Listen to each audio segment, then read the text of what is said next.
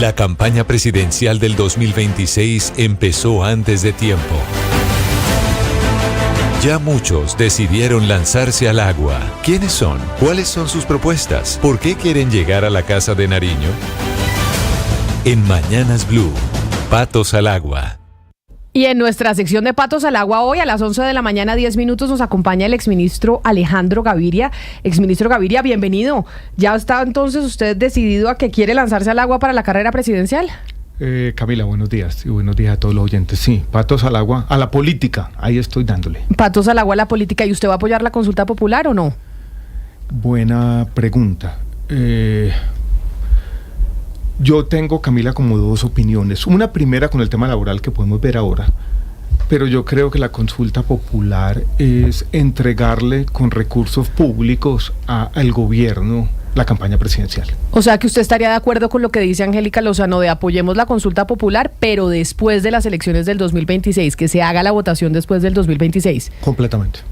Y entonces cuando usted dice patos a la política, ¿usted se metió a la política y entiendo que tuvo reunión hace poco con Sergio Fajardo o yo me lo soñé? No se lo soñó, eso fue verdad. ¿Y cómo le fue en esa reunión con Sergio Fajardo? Me fue bien. Nosotros, Camila, teníamos una historia personal compleja, voy a decirlo así. Fuimos amigos por muchos años, teníamos un origen parecido, habíamos trabajado en la Universidad de los Andes, representábamos cosas similares en la política y no nos fue bien en la coalición Centro Esperanza. Es cierto, porque él sintió que usted lo traicionó un poco. Sí, él dice eso. Yo también tengo mis dolores, como todo en la vida. Y yo creo que había primero un tema personal que resolver. Y eso se resolvió. O sea, hablamos francamente, con sinceridad. Él dijo lo que le había molestado, yo dije lo que me había molestado.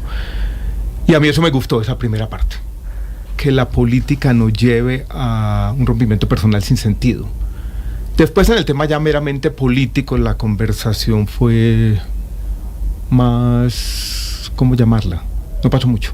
Eso quiere decir entonces, doctor Gaviria, que en lo personal volvieron a ser amigos después de esa ruptura que se dio en las elecciones presidenciales pasadas. Llevamos 3 años sin hablarse. 3 años sin hablarse. ¿Y en dónde se vieron? Lo vimos en el apartamento de él. Ah, bueno, y entonces, ¿y quién hizo la llamada, usted o él?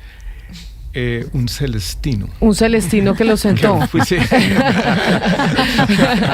¿Y se puede saber quién era el celestino? Sí, es una persona que yo conocía, que había trabajado en Medellín con varios de nuestros amigos. Federico Restrepo se llama. A Federico Restrepo, Ana Cristina, y toda la comunidad paisa tratando de reconciliar a estos dos hombres. Sí, exactamente. No, y lo que nos junta a Federico Restrepo, pues es que ya no tiene arregladero, porque Federico es un conciliador impresionante. Pero yo le quiero preguntar al exministro Gaviria en esa conversación, porque lo veo como que sí, arreglamos la parte personal, pero no lo veo muy, digamos, muy seguro en la parte política. Políticamente, ustedes podrían volver a trabajar juntos, trabajarían, digamos, están bajo el espectro del centro, pero ustedes trabajarían bajo una misma sombrilla, podrían aliarse. ¿Hablaron de eso? ¿Podríamos volver a trabajar juntos? Sí, Ana Cristina, negar eso sería, creo que casi irresponsable, porque si personas como Sergio Fajardo y yo no podemos encontrarnos en la política, ¿qué futuro tiene el centro político? Ninguno. El problema es el cómo, y todavía sobre el cómo hay muchas dudas, y Sergio Fajardo yo creo que ha sido insistente, persistente en una misma idea, y es que él no quiere alianzas por ahora, que él está recorriendo su camino y quiere recorrer, por lo menos por ahora, por unos meses. O sea, pero alianzas años, ni con usted ni con nadie. Ni con nadie, o sea, no nadie, es así no sean partidos políticos tradicionales, él se quiere ir solito. Por lo menos él dice claramente que por ahora va solo, que está tranquilo solo, que lo que ocurrió en la coalición Centro Esperanza le hizo perder su identidad política y que él quiere recorrer ese camino solo. Yo tengo otra idea.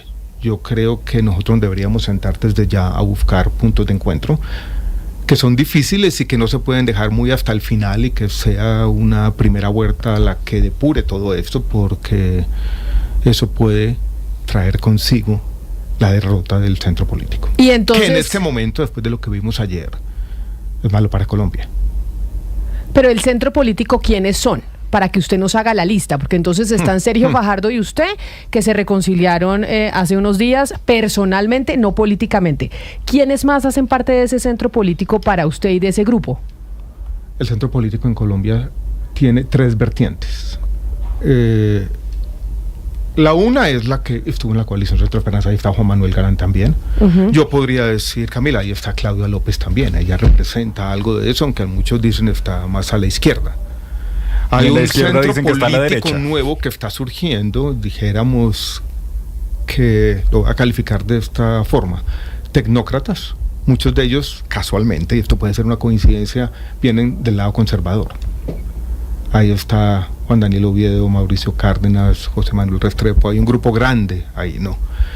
Y el centro político, esto voy a ser también enfático, en Colombia fue y sigue siendo una parte de los partidos tradicionales. Eso no se puede quitar de allí. Históricamente, lo que llamamos centro tuvo mucho que ver con los partidos tradicionales. Y uno no puede separar plenamente, a pesar de las diferencias de énfasis en muchas dimensiones de la vida pública, a los partidos tradicionales del centro político. Si se divide completamente el centro político entre un centro puro que no quiere saber nada de la política tradicional y la política tradicional del otro lado, y no hay vasos comunicantes entre estas historias, basadas sí en un relacionamiento nuevo, si se quieren dejar de lado esa historia clientelista, tampoco tiene futuro el centro político. Pero eso es en lo que está Sergio Fajardo, con quien usted se reunió, porque él lo que ha dicho es que se siente que perdió identidad hace 3 años porque terminó sentándose y haciendo alianzas con parte de la política tradicional cuando usted se sentó con el Partido Liberal y demás. Claudia López, usted dice que Claudia López hace parte de ese centro. ¿Estaría dispuesto, según lo que usted habló con Sergio Fajardo, a sentarse con Claudia López? Es que yo no creo, por lo que le he oído a Sergio Fajardo. Yo he hablado con Claudia López también, y ella tenía una idea que me parece interesante, de ser, tratemos primero una unión por encima en el Senado, y vamos a ver qué se va logrando hacer en cuanto a la presidencial. Yo no soy quien deba responder una pregunta sobre si Claudia López y Sergio Fajardo se deben juntar, son ellos. Pero usted, como ha hablado con los dos, ¿nos puede decir si sí o si no? Deberían hacer esfuerzos, creo, de parte a parte, pero no está fácil hoy. No está fácil. Pero no soy yo quien deba responder eso. Exministro, a propósito de eso que usted menciona ahorita la palabra Senado, y cuando Camila le comenzó a preguntar, usted dijo, le estoy apostando a la política en general. No me queda claro entonces si realmente le apuesta a la presidencia o si quiere ser cabeza de lista por el nuevo liberalismo en el Senado. Lo de cabeza de lista del nuevo liberalismo ha sido una posibilidad que está ahí, todavía no se ha concretado. Yo voy a esperar hasta junio, julio, para ver cómo se decantan estas dos opciones y tomar una decisión. No la tengo que tomar ahora. Quiero estar donde más le puede aportar a la sociedad y a la política de Colombia. Exministro, usted viene a la academia, y uno en la academia siempre tiene que estar abierto a cambiar de idea, porque los hechos hacen que uno piense que está equivocado. Y ya cuando da el salto Sebastián, difícil cambiar de ideas en la política. Sí, pero pasa. La gente se lo cobra a uno. Y lo hemos visto, pero más allá de eso, yo sé que a usted le han cobrado mucho el tema de Petro, no me interesa ir ahí, pero el hecho de haber trabajado con este gobierno, tanto en las formas como en el fondo, lo hizo a usted cambiar ideológicamente algunas cosas. No sé si derechizar se puede hacer la palabra, o algunas cosas que le gustaban o la traían de la izquierda, haber estado ahí, ahora ser tan crítico, hizo que las cambiara. Yo sí cambié de opinión en ciertas cosas. Primero, yo creí que desde la izquierda estaban dispuestos a hacer acuerdos parciales entre diferentes. Creí que la izquierda en Colombia, representada por Petro, tenía de verdad una intención que no era definitiva, pero una intención pluralista. Hoy le creo menos a esa parte pluralista de la izquierda. Creo que incluso a veces, a pesar de que a mí no me gustan las teorías de conspiración, Petro tenía todo planeado. Voy a traer a unos liberales, como él lo llamaba, voy a dar la impresión de un gabinete plural, esto no va a durar mucho, y eso me va a servir para que mi discurso sobre allá están todos los que no nos quieren dejar gobernar, coja fuerza.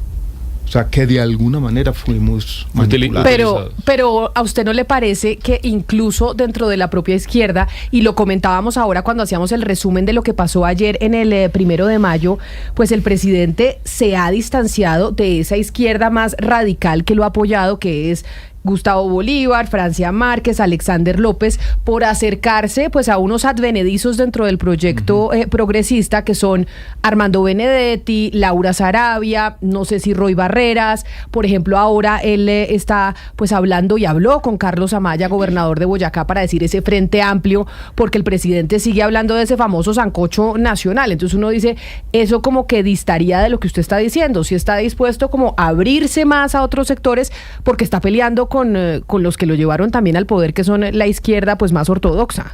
Yo creo, Camila, que el presidente tiene en estos dos posiciones, que lo definen, casi que han definido el gobierno desde el comienzo, y yo lo voy a llamar de esta manera: el agitador, que fue el de ayer. El discurso de ayer, que vimos ahora, casi que es populista del libro de texto. Plantea unos afectos con el pueblo, él se erige como su único representante, plantea esa identidad: Petro es el pueblo, y pone de lado a todo el mundo. Allá están las élites corruptas. Él lo llama el régimen de la corrupción, que está del otro lado. Y plantea una especie de enemistad esencial. Lo que vimos ayer con esa bandera es lo que, por ejemplo, en el caso mexicano se ha llamado una guerra civil fría. Él está hablando de la política como una guerra. Pero del otro lado, ese agitador se convierte a veces en un político pragmático. Y por esa razón sus ministros del Interior han sido políticos de carrera. Empezó con Prada, siguió con Velasco, después tuvo a Cristo y ahora está con Benedetti. Y él los utiliza como operadores políticos, pero ideológicamente, y esa fue mi experiencia, no está dispuesto a cambiar.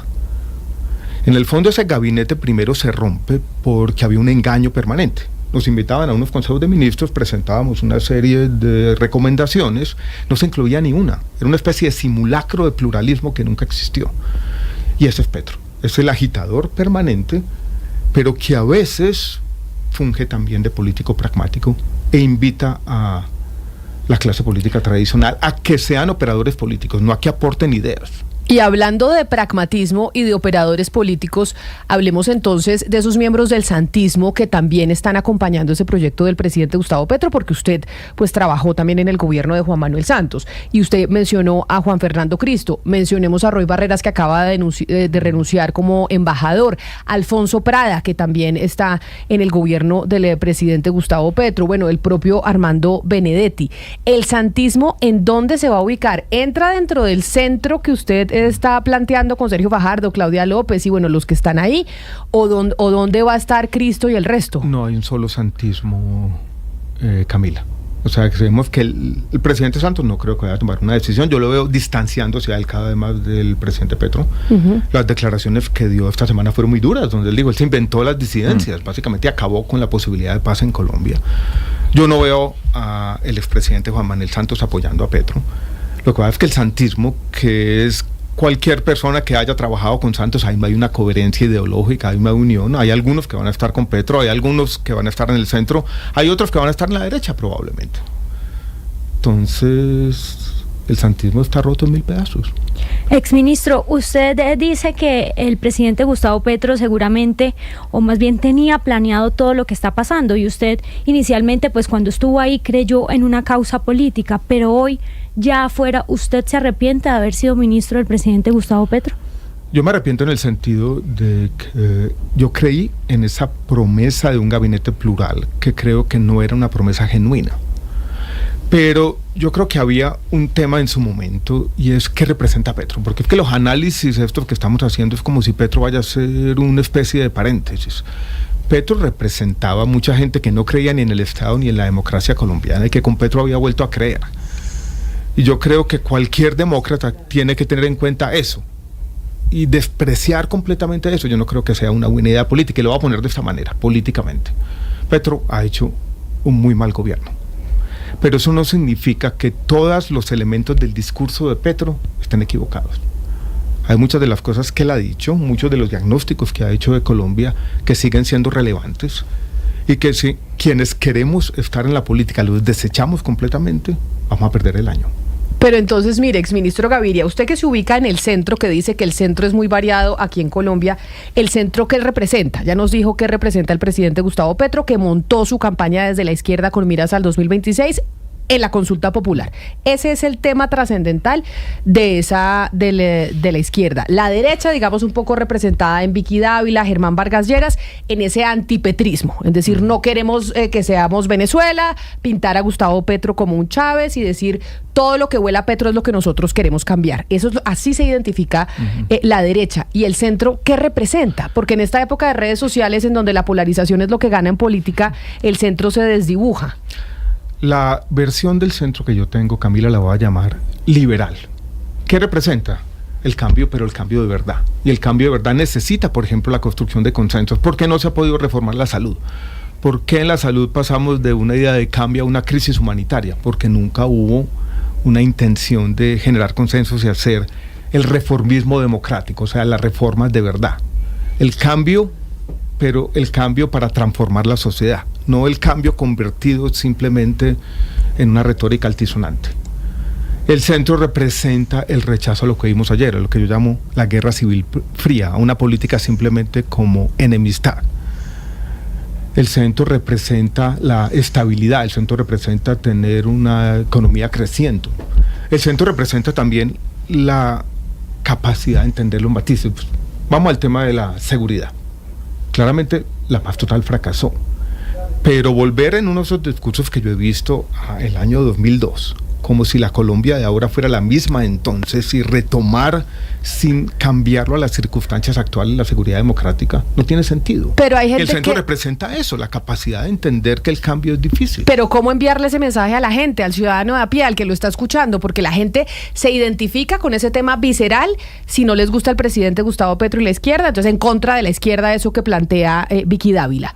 Pero también hay gente que se identifica con lo que plantea la izquierda de esta lucha de clases, de que hay unos privilegiados que no han dejado que nosotros tengamos también privilegios. Entonces la gente ve al centro supremamente intelectual, allá como en una burbuja académica o en una burbuja de Bogotá, que cómo van a hacer para que eso que usted está diciendo pues lo entienda el que está en la calle y que finalmente es el que vota. ¿Está irremediablemente perdido el centro por eso? No, Camila. ¿Cómo ganó Carlos Fernando Galán en Bogotá? La semana pasada tuvimos elecciones en Canadá y un centrista que tenía un discurso también de estabilidad, de crecimiento, que se oponía a la locura de Trump, que de alguna manera entiende que hay una época de locura en el mundo y que la sensatez tiene que tener un espacio en la política. Por eso estoy yo aquí.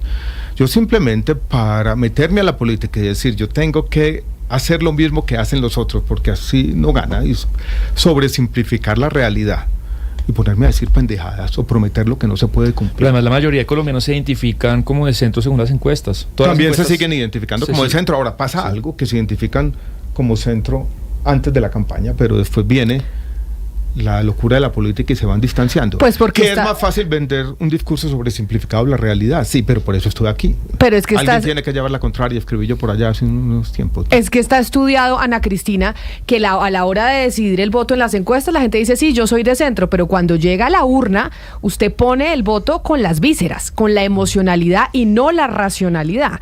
Por eso es cómo va a despertar el centro esa emocionalidad, porque el centro le apunta a la racionalidad, y en política y en el elector, pues eso no existe. Voy a hacer un análisis político. Perdón.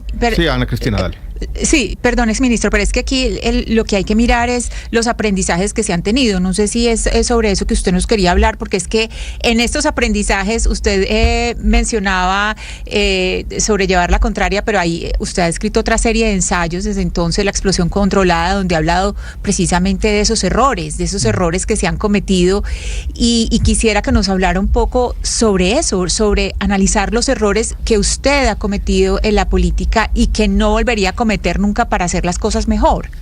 Sí, voy a hablar de los errores, pero voy a hablar primero. Yo creo que hay una diferencia en todo caso entre 2022 y 2026. Cuando yo analizo hoy el 2022 y lo que pasó con el centro y los errores que se cometieron, también tengo una idea, y es que eso que representa el centro político, ese cambio tranquilo, ese cambio de verdad, el reformismo democrático, para darle un nombre, hoy pienso yo no tenía ninguna cabida en el año 2022. ¿Y por qué este año sí? ¿O en el 2026? Porque sí. La opinión pública en Colombia está cambiando, Camila. Y yo creo que también hoy, sobre todo en las clases medias urbanas que definen la elección, hay también una demanda por estabilidad. Y hay una demanda porque este intercambio de insultos, esa guerra que se está planteando, la gente también se cansa de eso. Y la gente puede decir, y miremos lo que pasó en las elecciones territoriales.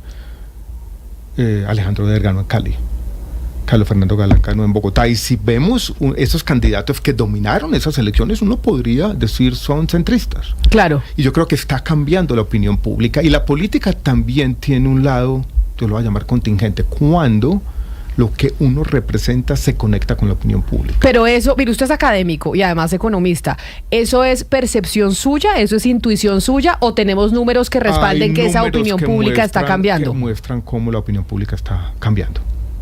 Y la opinión pública tan negativa, tan antisistema, tan antiestablecimiento que tenían en el 2022 ya no está allí. Y he visto números, por ejemplo, del Latinobarómetro mostrando eso, que es un poco lo que está pasando en Chile también.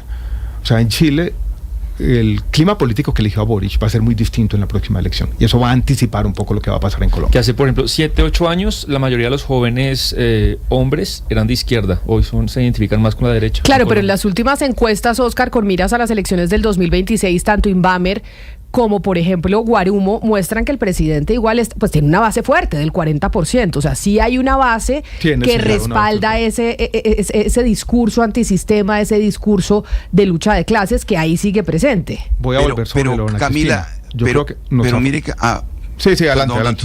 Doctor Gaviria, perdón, pero es que eso de lo que estamos hablando, precisamente para materializarlo se requiere una mecánica. O sea, que a muchos políticos y a mucha gente que está en la política no le gusta la mecánica política, los acuerdos, y ahí es cuando comienzan los distanciamientos, que así lo planteó el doctor Gaviria al comienzo de esta entrevista con el caso del doctor Sergio Fajardo, distanciamientos políticos, no personales.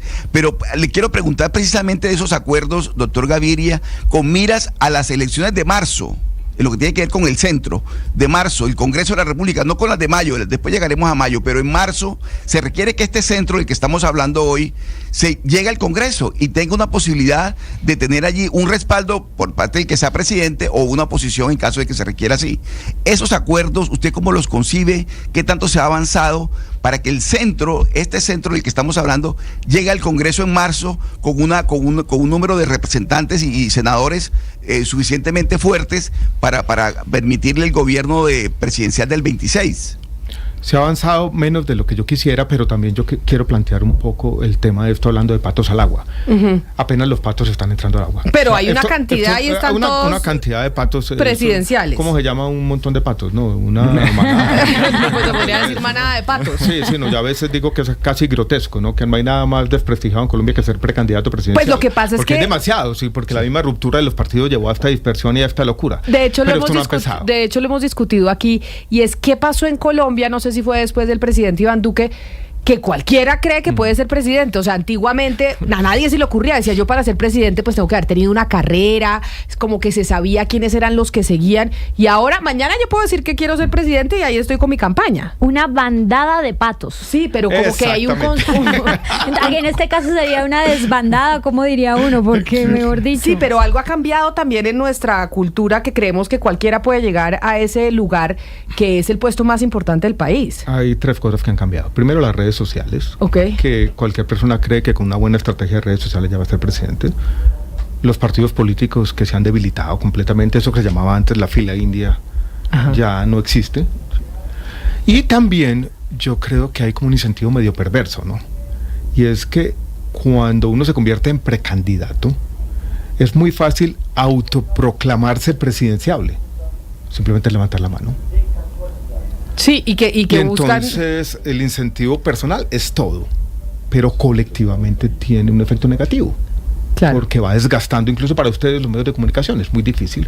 Por eso es que yo he sido cauteloso ahora, yo quiero dejar que esto se decante, esto apenas está empezando. Si yo me devuelvo a la elección pasada, yo me retiré de la Universidad de los Andes para lanzarme. ¿Y se arrepiente? No me arrepiento. Porque yo siempre pienso, y lo pienso a usted y a su señora, porque siempre pienso y digo, Alejandro Gaviria y su señora tenían los 2 puestos pues que cualquier pareja, como ese power couple que se dice en inglés, pues quisiera tener. Uno rector de los Andes y la otra codirectora del Banco de la República. ¿Qué más quiere uno en la vida de 2 cargos tan prestigiosos y renunciar a todo por apostarle pues a un mundo que es tan oscuro como la política? Siempre los pienso y digo, ¿no estarán arrepentidos? ¿Hola? No estamos arrepentidos.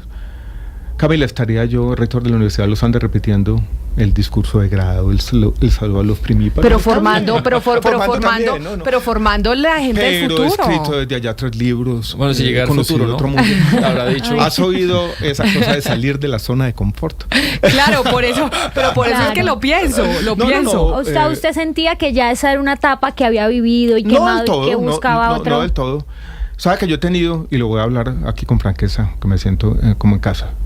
El tema que más me preocupa a mí de todo esto es la salud. Claro. Mi salud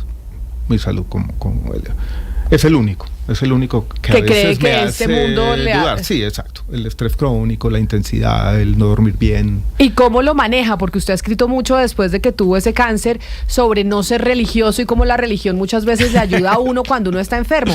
En política, sabiendo que tiene ese antecedente con el tema de la salud, ¿qué hace? ¿Medita? De todo. Hago ejercicio, medito, trato. La lectura me da una forma de aislarme de este mundo. Escribir para mí ha sido terapéutico. Acabo de publicar un libro con el escritor Ricardo Silva. Sí, lo vi, lanzaron en feria del libro. Se llama El arte de no enloquecer. Y es exactamente una respuesta a la pregunta que tú me haces, Camila, de cómo no enloquecernos en este mundo que nos está llevando a la locura todo el tiempo. Que es en el fondo, y eso para un político es difícil, pero cómo tener zonas donde uno se aleja un poquito del mundo a veces, ¿no? Yo lo llamo el peso infinito de infinitas miradas. Y eso es bueno, ¿no? A veces tener sus momentos de tranquilidad. Y lo he logrado manejar, me gusta eso. Bueno, pero ya de una vez voy a leer el libro entonces para ver cómo nos alejamos del arte de no enloquecer. Doctor Gaviria, usted se graduó casi que de adivino, por así decirlo, cuando en el 2022 usted hace un análisis antes de que llegara el presidente 2021, Petro al poder, 2021 de lo que iba a pasar si Gustavo Petro ganaba la presidencia, un análisis muy acertado que ha rodado durante todos estos meses en redes sociales. Pero justamente usted decía, me preocupa la salud en ese caso personal, pero en las encuestas siempre hay preocupaciones que están... ¿Cuál es el tema que más le preocupa a usted en Colombia? El acceso a la salud, la seguridad. ¿Usted cómo ve el país que va a recibir quien gane, sea usted o quien llegue a la presidencia en el 2026? ¿Qué país va a recibir esa persona que le va a entregar Gustavo Petro? Va a recibir un país con 4 grandes problemas. Y quiero decirlo de esta manera. Primero, muy arriba en la prioridad va a estar el tema fiscal.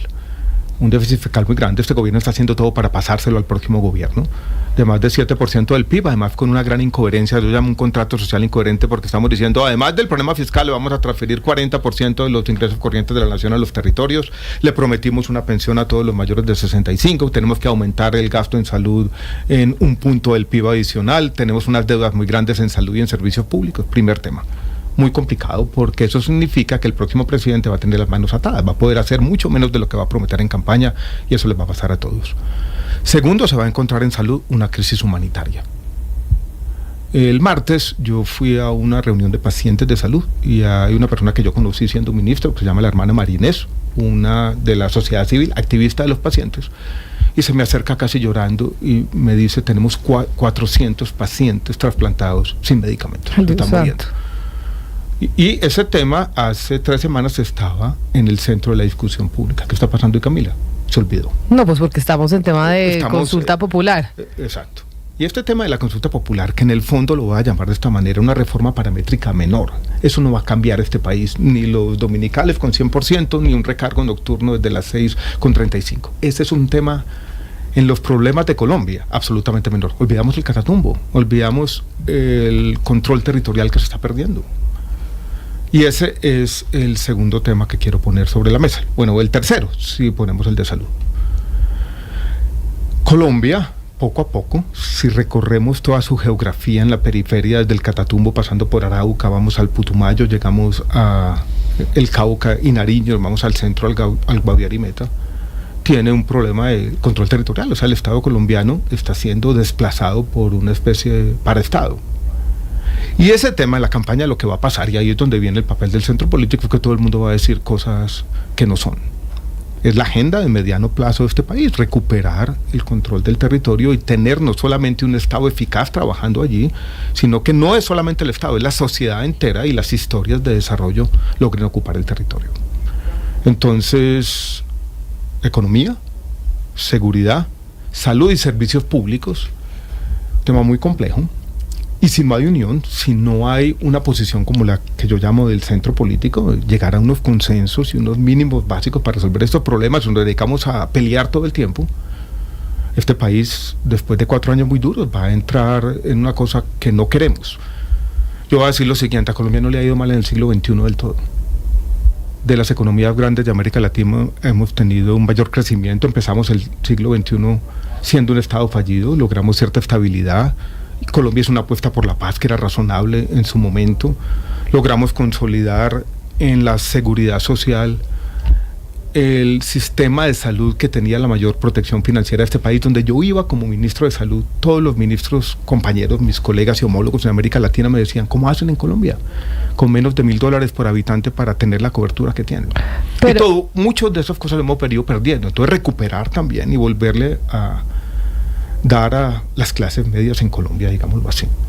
Y ahí está el centro político, también tiene que ser el representante de los colombianos que creen que tienen algo que perder. Pero mire, le dice mi compañero Lucas que usted se graduó como de profeta y entonces me preguntan o me piden que le pregunte sobre, usted acaba de responder, ¿qué país va a recibir el que quede como presidente después de Gustavo Petro? Pero se ha vuelto muy común, y yo no sé si es teoría conspirativa o no, pues plantear que puede que el presidente Gustavo Petro no entregue el poder. ¿Usted cree que eso existe esa posibilidad de que el presidente Petro no se vaya? Porque si hay una corriente incluso de candidatos presidenciales que dicen eso. No creo que eso vaya a pasar. No creo que eso vaya a pasar. No puede hacerlo institucionalmente. Voy a decir la cosa más difícil. Digamos que el presidente Petro trata por fuera del marco legal y hace un decreto y aplaza las elecciones. Lo detienen. Pasa lo que pasó en Perú. O sea, él no puede hacerlo. Claro, pero como él dijo ayer en su discurso que se amarraba a la silla, entonces por eso también se lo pregunto. Con la silla para la cárcel. O sea, ¿usted cree en Colombia institucionalmente es imposible? No puede. Colombia tiene, y eso también lo tenemos que reconocer de nuestro país, una fortaleza institucional, y voy a decirlo de esta manera aquí, en cuanto a lo que llama pesos y contrapesos, en la fortaleza de nuestra democracia liberal. Colombia incluso hoy creo que tiene más fortaleza que los Estados Unidos. O sea, los embates autoritarios de Trump están haciendo más daño allá que los de Petro aquí. Eso no significa que no vayan a ir minando esa fortaleza institucional que puede ocurrir.